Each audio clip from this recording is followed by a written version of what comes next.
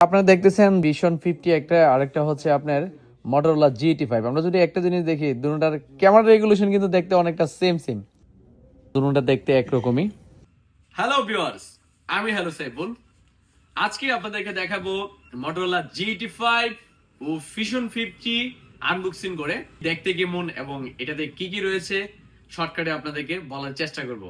আমার হাতে Motorola 50 Fusion এবং Motorola GT5 অনেকটা একই রকম, কোনটা Fusion 50 কোনটা GT5 ফোন কিন্তু বোঝার মতো না। এবং শামুকটাও যদি দেখেন, তিনোটা কিন্তু সেম, পিছনের ডিজাইন কিন্তু একই রকম করছে। Motorola GT5 মূলত দুইটা ব্র্যান্ডের লঞ্চ হয়েছে, একটি হচ্ছে R128, আরেকটি হচ্ছে 12256। Fusion 55 ও দুইটা ব্র্যান্ডই লঞ্চ হয়েছে, একটি হচ্ছে R128, আরেকটি হচ্ছে 12256।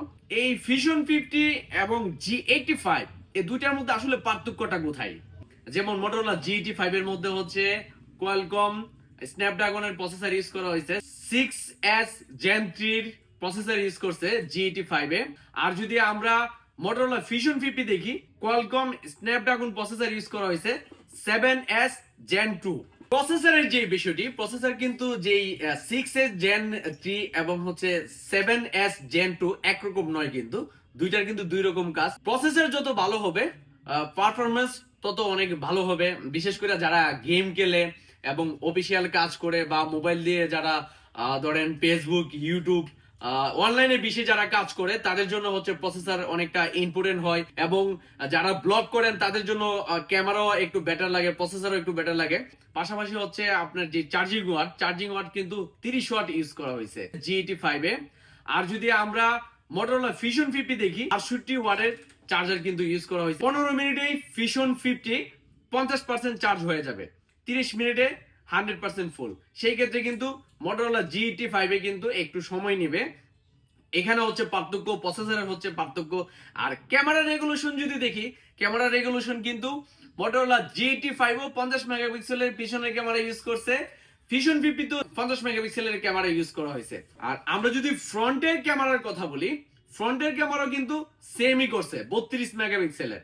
কিন্তু পার্থক্য যে বিষয়টা, এটাতে হচ্ছে যে Motorola Fusion 50 তে এটাতে একটু বেটার ক্যামেরা ইউজ করছে।